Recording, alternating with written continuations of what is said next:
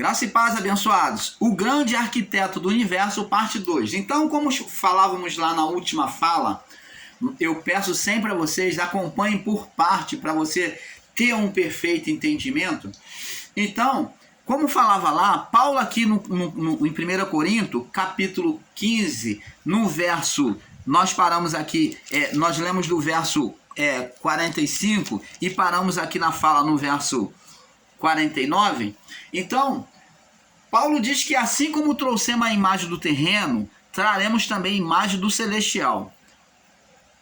Então, preste atenção, existem irmãos que ensinam de forma literal, pegando essa palavra assim, ó, e no verso 50, diz aqui, e agora digo isto, irmãos, que a carne e o sangue não podem herdar o reino de Deus, nem a corrupção herdar a incorrupção. Aí, os irmãos dos canais grandes aí, que eu tenho visto, pegam essa palavra de forma literal e diz, ó, a carne e o sangue não vai para os céus. É isso que Paulo está dizendo? Verdade. Ele está dizendo que a carne e o sangue, de forma literal, não vai subir para os céus. É claro, isso é óbvio, que a carne e o sangue não sobe. Todos nós sabemos que apodrece, que putrifica, como foi com Lázaro. Opa!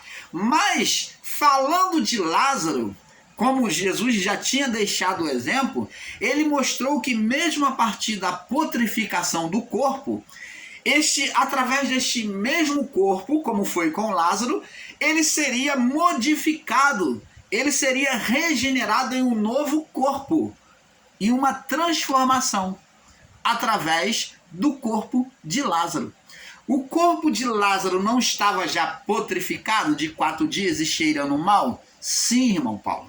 Então, Jesus não deu a ordem e houve, quando ele chamou ele pelo nome, é o que Deus fará conosco, né?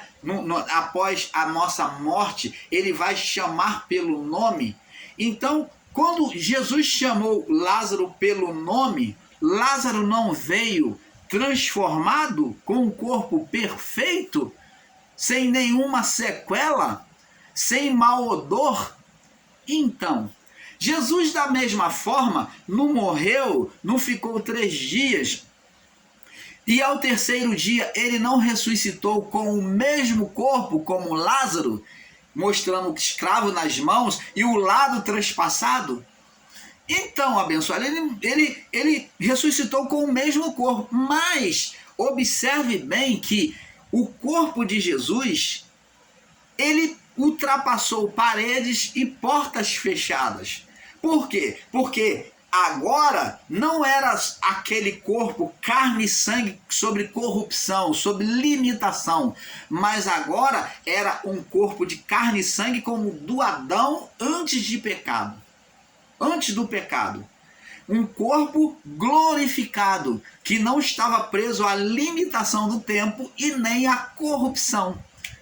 Então Jesus pôde atravessar paredes e portas fechadas, aparecendo assim, ó, de repente, como eles abriram os olhos, daqui a pouco Jesus falou, Pai seja convosco, que estava lá Jesus. E Tomé duvidou que Jesus estava ali de forma física, e ele achou que era um fantasma. E ele falou, ora, vem cá, Tomé, põe aqui a tua mão aqui, vê aqui o meu lado direito, põe aqui no lado direito, vê aqui a marca do escravo nas minhas mãos.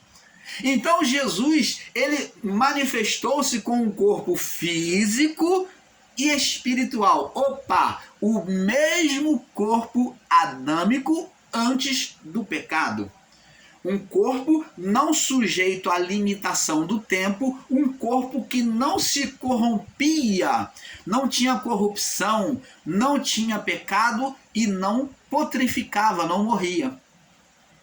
Então, aquele corpo de Jesus também não ficou preso à morte, não ficou preso ao tempo e espaço, entrou às portas fechadas. Você está vendo?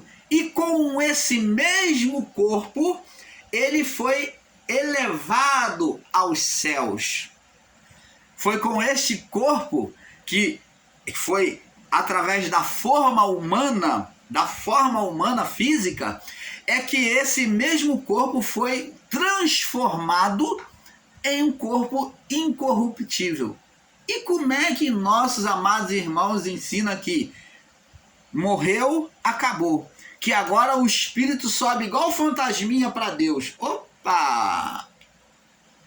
Eles estão pregando o ensino da história do Gasparzinho, que morre, onde é um menino que morre atropelado, não sei o quê, e a sua alma, ela sobe voando para os céus. Eles pregam um Jesus que é um Gasparzinho que subiu para os céus voando sem um corpo. Mas a palavra demonstra que Jesus subiu com um corpo. Ele foi tocado por Tomé. Ele comeu, ele bebeu naquela noite, comeu pães e peixes com os discípulos. Ficou umas 40 dias pregando o evangelho, testemunhando que ele estava vivo para as pessoas verem ele. Mas os nossos irmãos aí, ensinadores em graça, os sabidão dos canais grandes, estão ensinando o Jesus Gasparzinho, que morreu este corpo e agora vai o espírito voando, subindo, igual fumaça para Deus, e volta lá o espírito. Opa! Estão pregando história de Gasparzinho aí para vocês. E vocês estão engolindo isso. E a alma? E essa alma? Essa alma, esse espírito, para onde vai? Ele fica sem um corpo? Ah, Paulo aqui vai dizer que eles não prestam atenção na leitura, mas aqui no mesmo capítulo 15, Paulo vai dizer que receberemos um novo corpo. Vamos ler.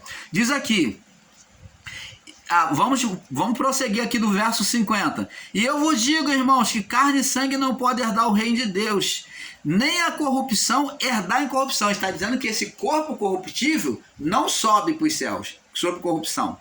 Esse corpo não. Mas esse corpo transformado sobe. Aí que ele vai dizer, eis aqui que vos digo agora um mistério. Ó, eu vou explicar a vocês agora um mistério. Ó, Paulo está dizendo, na verdade, nem todos morreremos, dormiremos, mas todos seremos... Todos seremos transformados. O que é ser transformado? É ter um material, você pegar um material que é defeituoso e recuperar ele, transformar ele por meio daquele mesmo material. Opa! Canal Luzes da Graça, trazendo a perfeita revelação do Pai a você. Estão te enganando, meu irmão.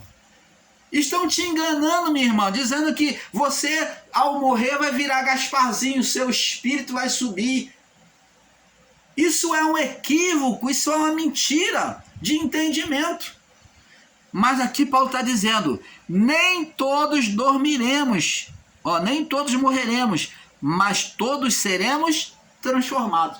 Paulo está dizendo que aqueles que não vai dormir, vai morrer no corpo, eles seriam o quê? Levados, transformados aqui nesta vida e seriam arrebatados. Opa, houve arrebatamento? Houve sim.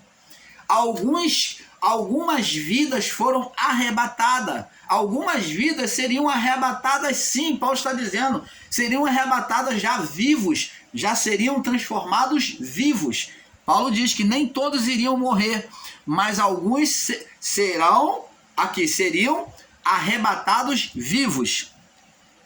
Paulo diz, no momento, num abrir e fechar de olhos, ante a última trombeta, porque a trombeta soará, que é o momento, né, que vai ser o momento da vinda, e os mortos ressuscitarão incorruptível, e nós seremos transformados. Opa!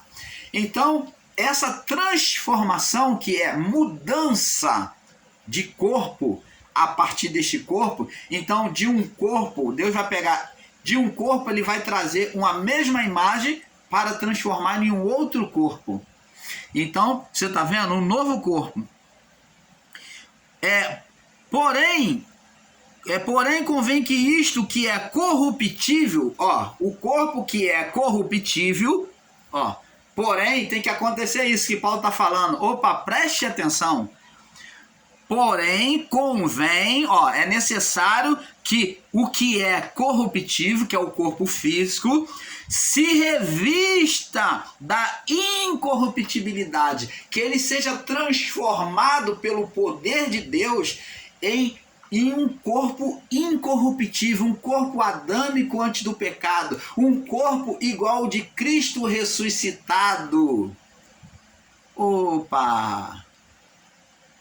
Há transformação dos corpos ou não há? Há.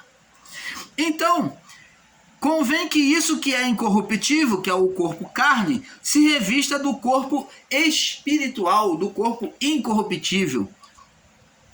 E isso que é mortal, o corpo carne, que é mortal, se revista agora, seja um corpo adâmico antes do pecado, seja um corpo de Cristo glorificado, o corpo de Cristo ressuscitado, da incorruptibilidade.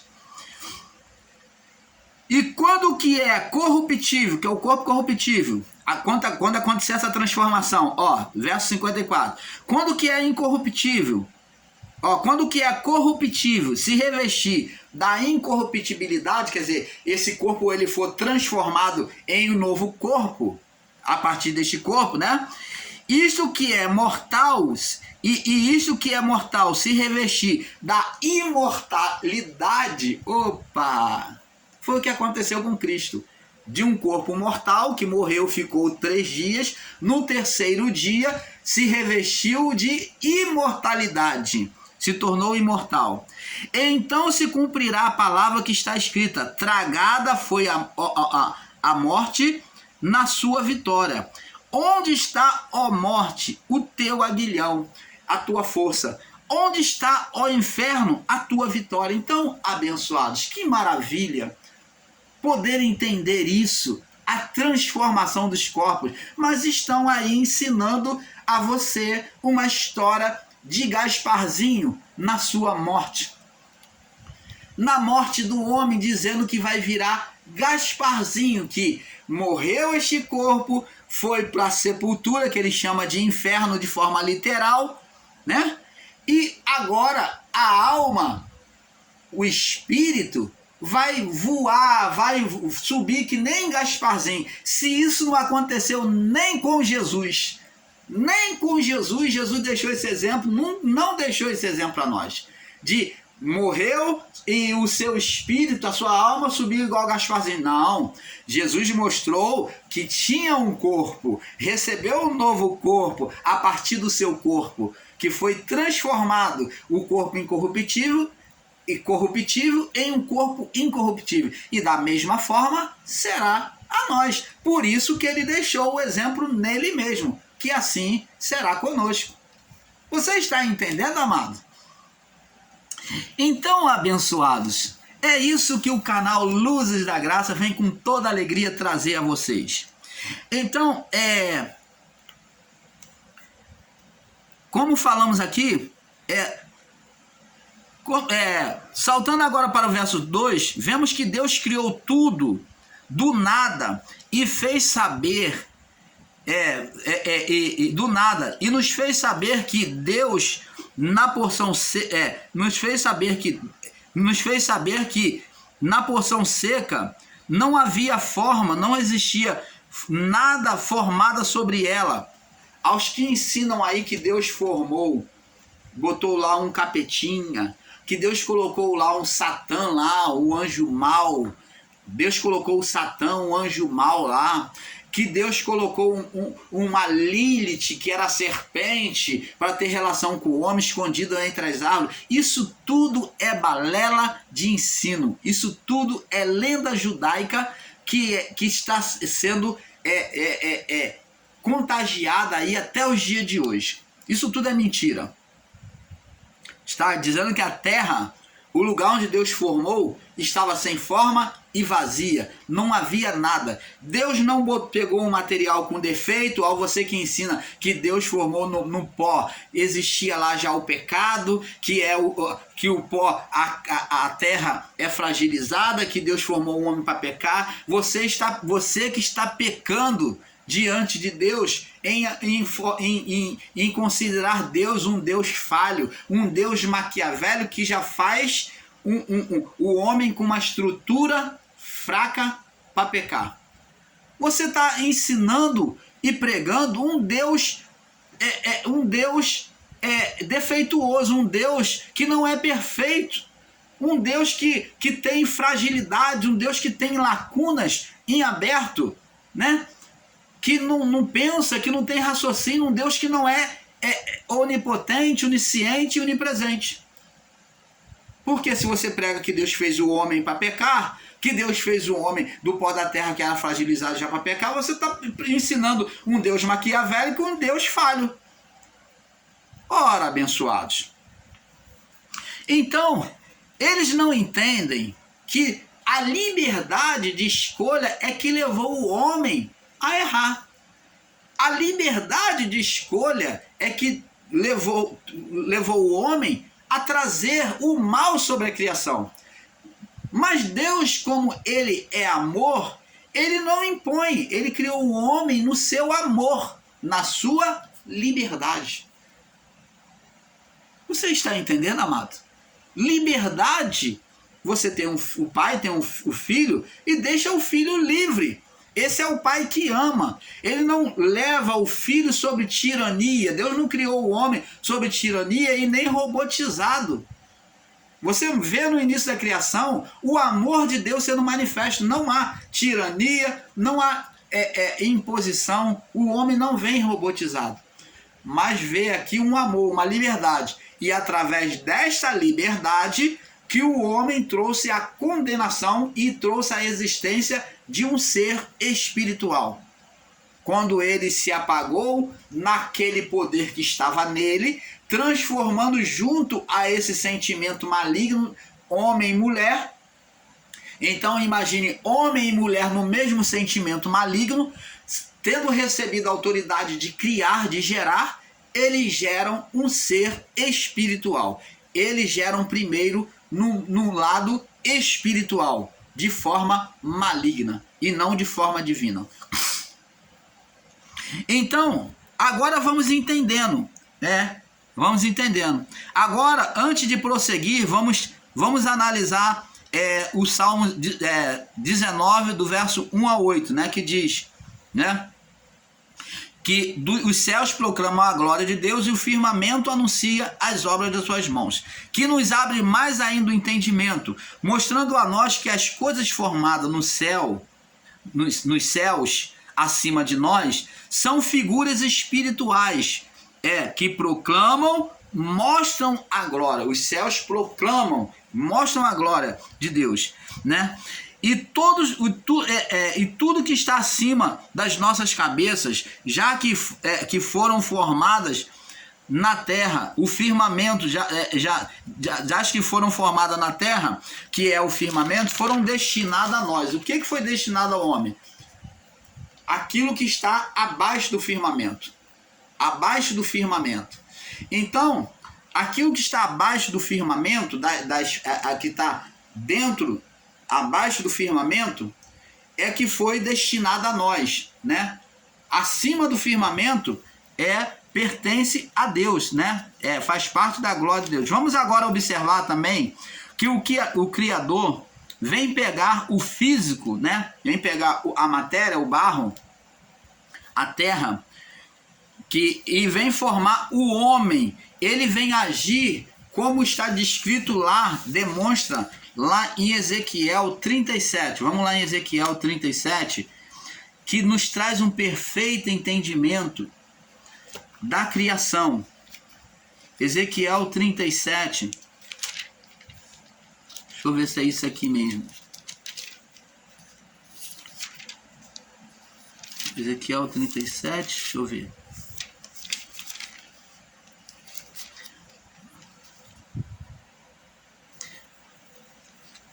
Não, fala do Ezequiel 37, não. Ezequiel 37 fala sobre a criação do espírito no homem, né? O homem sendo formado, a formação do homem, a parte espiritual, né? Mas vamos ler também Ezequiel 37. Vamos ler aqui Ezequiel 37, para nós termos o entendimento. Diz aqui, ó: veio a mim a palavra do Senhor e me fez sair no Espírito do Senhor. E me fez sair no Espírito do Senhor. E me pôs no meio de um vale que estava cheio de ossos. E me fez passar em volta deles. E eis que eram muito numerosos sobre a face do vale. E eis que estavam sequíssimos. Então, um montão de ossos sequíssimos. Esses ossos é a representação do exército israelita, do povo israelita, do exército israelita. E disse-me: filho do homem, porventura viverão esses ossos? Ó, vê que eles estavam passando um vale, o povo israelita. E diz aqui: porventura viverão esses ossos? E disse: Senhor Deus, tu sabes. Então me disse: profetiza sobre esses ossos e diz: ossos secos, ouvi a palavra do Senhor. Demonstrando que ao ouvir a palavra do Senhor, do Criador, o Espírito vem entrar, vem receber vida, esses ossos secos. Então, a pessoa ouve a palavra de Deus e há uma mudança. A vida começa a partir de ouvir a palavra de Deus. Então, por isso que Jesus falou: as minhas palavras são Espírito e verdade. Assim, diz o Senhor, verso 5, a estes ossos: eis que farei entrar em vós espírito e vivereis. E porei nervos sobre vós, e farei crescer carne sobre vós, e sobre vós estenderei pele, e porei em vós o espírito, e vivereis, e sabereis que eu sou o Senhor. Então, por aí, já se tem um entendimento perfeito do que aconteceu com o homem quando Deus profetizou, soprou sobre ele o fôlego divino, e então o que aconteceu? Começou a nascer pele, ó, carne, né? O que era pó, o que estava em pó, que eram os ossos. Então, diz a esses ossos secos: ouvi a palavra do Senhor, assim diz a esses ossos: eis que farei entrar em vós o Espírito. Ó, entra o Espírito. Você que não ensina perfeitamente, só ensina o homem como corpo e alma, né? Você que só ensina o homem como corpo e espírito, mas o homem é formado de corpo, alma e espírito, ou espírito, alma e corpo. Então vê aqui que o espírito, ó, eis que farei entrar espírito e tereis alma e vivereis. Alma é vida. Então aqui nós vemos o espírito e vemos a vida. Quem traz a vida? O espírito, o fôlego. Então o homem precisou ter o fôlego divino para então ter alma, vida. Então diz aqui, ó: eis que farei entrar em vós o espírito. Espírito o quê? O fôlego divino. Espírito aqui está com letra minúscula porque é um espírito humano, não é o espírito divino, o espírito de Deus, mas é uma compartilhação, por isso que é um espírito compartilhado, divino. Então vem de Deus, mas ele vem compartilhado. Então agora ele é o espírito humano. Então o espírito humano é usado com letra minúscula. Espírito humano, que é a vida de Deus. Eis que farei entrar o espírito e vivereis. E tereis alma. Viver é ter alma. Alma. Se tornareis alma vivente. Então, eis que farei entrar em vós o espírito e sereis alma vivente, ou vivereis. Agora, o que acontece a partir do momento que cria vida no pó, aqui naqueles ossos, ou no pó? E porei nervos, ó, começa a nascer nervos sobre vós, e farei crescer carne sobre vós, e sobre vós estenderei pele, e porei em vós o espírito, e sereis alma vivente, e vivereis. E sabereis que eu sou o Senhor. Então você está vendo aqui, agora vem Ezequiel profetizar. Então profetizei, verso 7, como se me deu ordem, e houve um ruído, houve uma ação de Deus. Ó, Ó, o Espírito agora começou a agir através da profecia. Então houve um efeito, um ruído, enquanto eu profetizava, eu ordenava, e eis que se fez um reboliço, e os ossos se achegaram cada um ao seu osso. Agora aquele exército, aquele povo que estava ali morto no vale, então agora os seus ossos se encontraram, foram se aproximando um do outro. Mas existe, irmãos aí, ensinadores em graça que são ateístas, apesar de estarem ensinando a graça, mas eles não creem nessa transformação. Olha, aqui em Ezequiel está falando da mesma transformação lá de 1 Coríntios 15 que Paulo falou. Aqui os ossos estão se juntando aos seus próprios ossos, corpo com corpo, osso com osso. Aqui, ó. Então profetizei e dei a ordem, houve um ruído, enquanto eu profetizava, eis que se fez um reboliço, e os ossos se chegaram cada um ao seu osso. E olhei, e eis que vieram nervos sobre ele. Então agora, quando os ossos se juntou, começou a aparecer nervos sobre eles, e cresceu carne, e estendeu-se a pele sobre eles, por cima, e não mais havia... e pele sobre eles por cima, mas não havia neles o Espírito. Então o Espírito ali ele só estava trazendo a vida.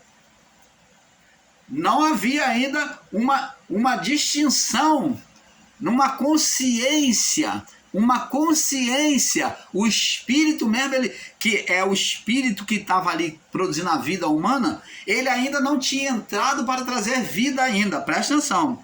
Não havia neles o Espírito, e ele me disse, profetiza ao Espírito humano, Espírito com letra minúscula, profetiza ao Espírito, profetiza, ó Filho do Homem, e diz ao Espírito humano que está ali, entrando ali, produzindo, voltando para si. Assim diz o Senhor Deus, vem dos quatro cantos da terra. Opa, se ajunta dos quatro cantos da terra, todos os espíritos se reúnem aqui e entra, né? Entre os quatro cantos da terra, ó Espírito, e assopra sobre eles, entra sobre eles, para que viva. E profetizei como ele me deu ordem. Então o Espírito, ó, a vida que era daqueles corpos, voltou para ele. Então o Espírito entrou e eles viveram, se puseram em pé, um exército grande e extremo. Então a vida, aqueles espíritos, foi devolvido àqueles corpos e houve consciência, houve vida. Você está entendendo, abençoados? Ou é difícil de você entender? Nós, o canal Luz da Graça, buscamos fazer o máximo esforço de trazer um perfeito entendimento a vocês, mas parece que existem pessoas que são muito tardias no entendimento. E nós procuramos trazer com amor, com todo o amor a você. Agora